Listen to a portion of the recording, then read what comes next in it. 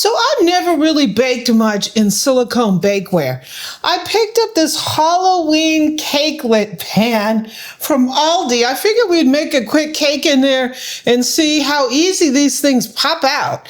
They're kind of intricate in their little design, and so we'll see if it sticks in there. We have some skeletons and some bats. So we are making us some Halloween cake with this little Aldi silicone pan. Welcome to the Amy Learns to Cook kitchen. Ow!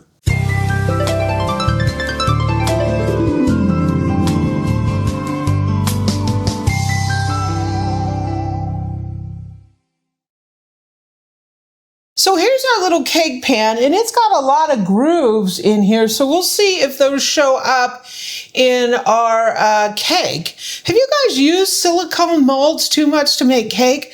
We'll see if they come out. I think we need to spray it a little bit. We used a mold a long time ago to make some candy. Yeah, we made some candy years ago. So right now we're gonna mix our dry ingredients. We have some flour. We have some baking soda, baking powder. We're just making a pumpkin cake. Salt, you can use whatever cake recipe you want for something like this. And cinnamon. And we're gonna mix this up. Splashed it all over the place. Okay, so today we're using the red ink. Let me get it over here. Okay, so this is your hub. It has like this little gear thing. Your gear goes on here and you snap your little cookie paddles in here. Just sometimes a little difficult to get them on here. There you go. And this goes down here and it sort of acts like a Bosch then. So we're gonna go ahead, we're gonna put some oil. We're gonna put eggs.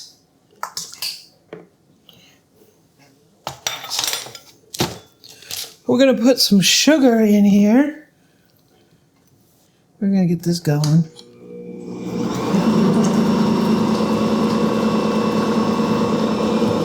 I'm gonna drop some vanilla in there.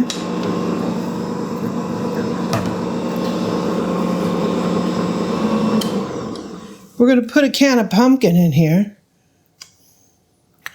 Hopefully I won't get it everywhere. And this is just pumpkin, pure pumpkin, not like pumpkin pie filling. We're not going to mention stores, but it starts with the letter A, and it's cheaper than elsewhere. Yeah, their pumpkin is way cheaper. We're going to give this a mix.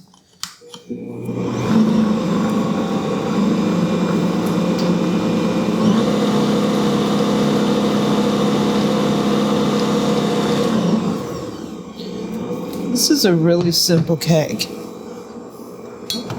Now we're going to put in our dry ingredients.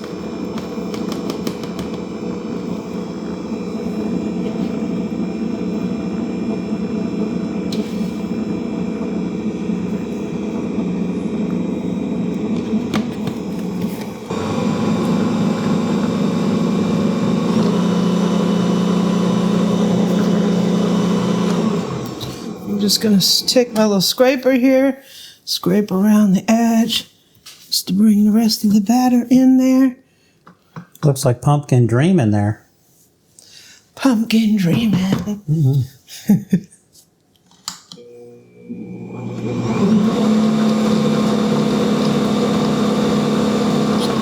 And our cake batter is done.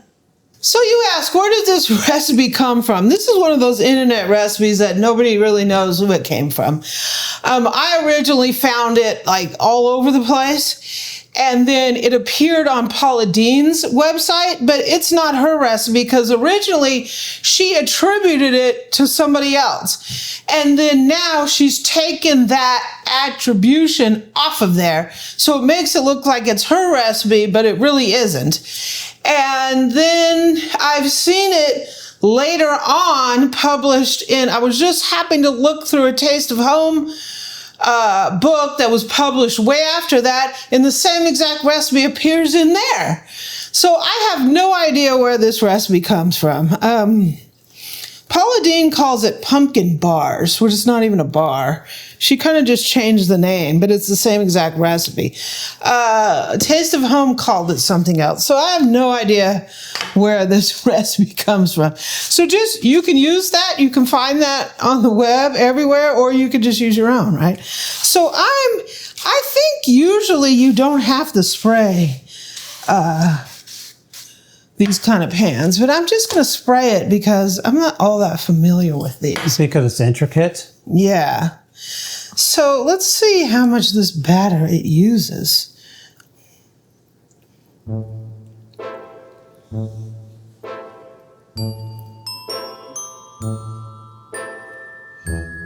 Is there any rule of thumb as to how far to fill? Like, do you think it's going to rise like an inch or two and it might make a mess if you make it totally full? I don't know. I mean, that souffle we did, we knew that rose, right, Boo Boo?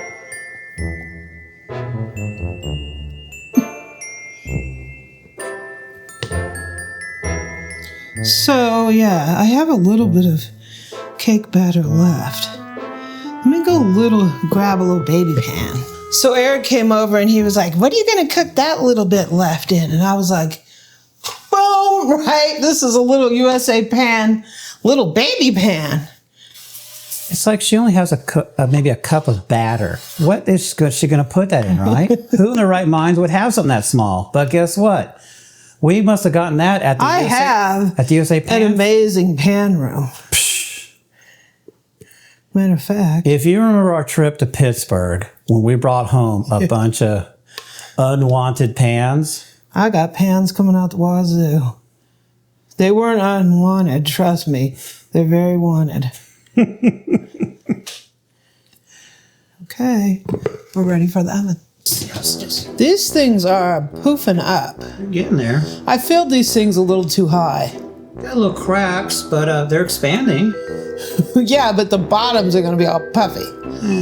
I shouldn't have filled them so high. They look good. Oh well, that looks yummy. Another couple more minutes. Okay, depanning time. So we have this little one, which I left them in here a little longer than I should have.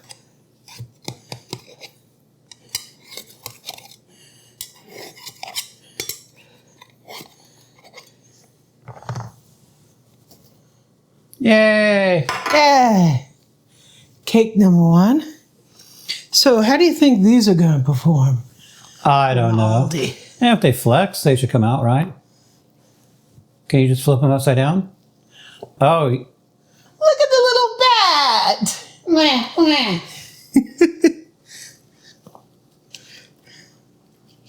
It is popping out of here. And bat number two. The problem is I overfilled them, so I have this big puff. So I'm going to have to cut that off. Well, they rose. Yeah. And there's a little skeleton. And the skeleton. Ha ha. Those are kind of cute. Aww. I don't know. How do you decorate these? If you're going to frost them, you're going to... Who cares? Just clog it up with some frosting. Yum, yum. Put it in the eyes and the mouth. I mean, if you want to jam some those things in for where the teeth go. Okay, so can we have a little bit of fun with these cakes? What I did is I just chopped the bottom off, right? So they're flat because I overfilled it. They're still gonna be tasty though. So we have a little skeleton. Mm-hmm. And we have a bat. Mm-hmm. Okay, so I have a little frosting here. I put in this big old piping bag. But I got some candy corns. Mm-hmm. So what could I do with these things? I could give our skeleton some teeth here. Some fangs. So he can be a vampire. He can be a dead vampire. Let's pipe some eyeballs in here. Mm-hmm.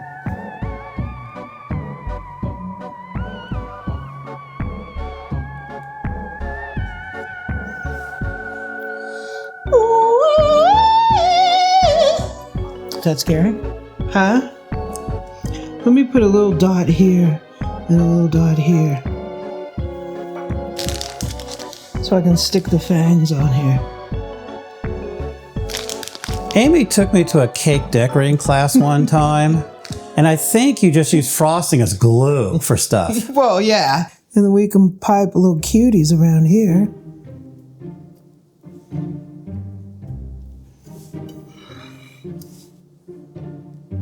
Sometimes this kind of thing, if you overpipe it, then you can't even tell what the shape is.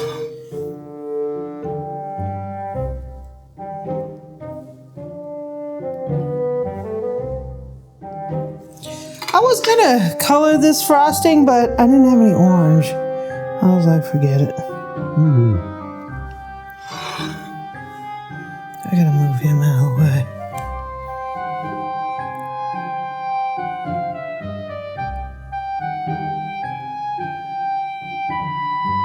My skills are very low. Well, it's still going to taste good anyways.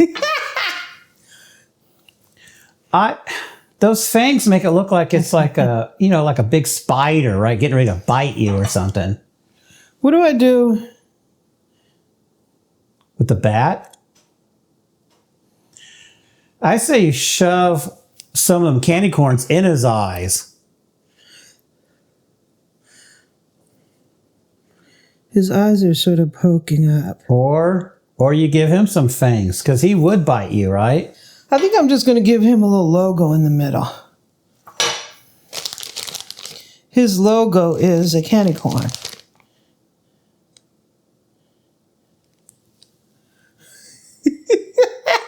Okay.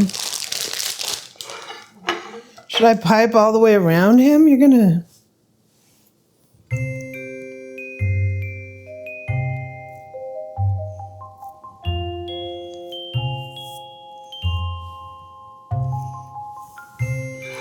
Might lose his shape if we go all the way around him.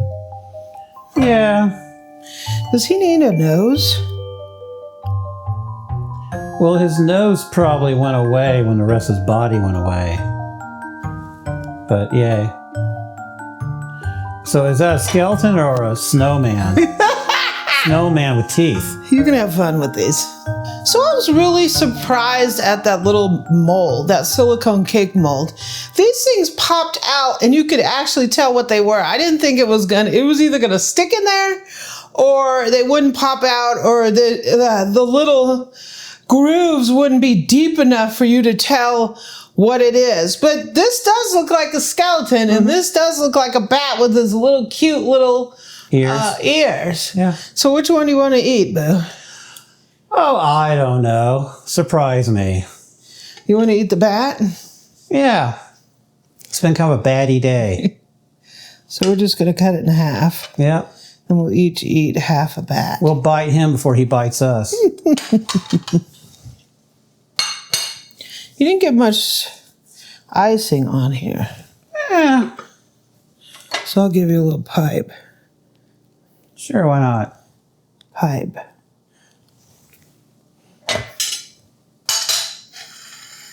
Thank you, Boo-Boo. You're welcome. So this is like my favorite pumpkin cake. I love it. I've made it a million times, and it comes out great every single time that I make it.